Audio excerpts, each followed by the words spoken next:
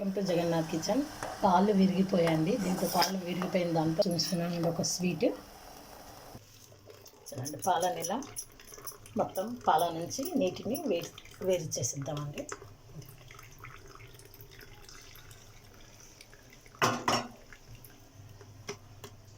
పొడితేనే చక్కెర వేసి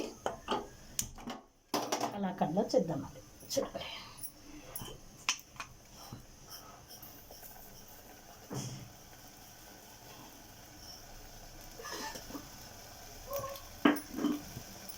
ఈ విధంగా మొత్తం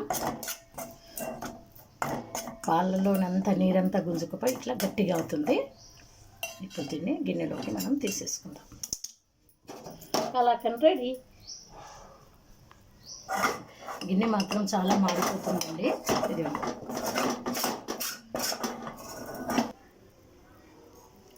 1/2 లీటర్ పాలు చూడండి. 1/2 లీటర్ పాలకు చిన్న గిన్నెడు అయింది కలాకండ్. ఇదిగోండి, ఇది చాలా టేస్ట్గా ఉంటుంది. మీ ఇంట్లో కూడా పాలు పగిలిపోయినప్పుడు ఇలా చేసి పిల్లలకు పెట్టండి.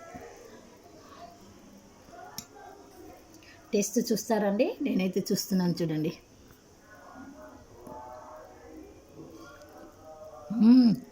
భలేగా ఉందండి.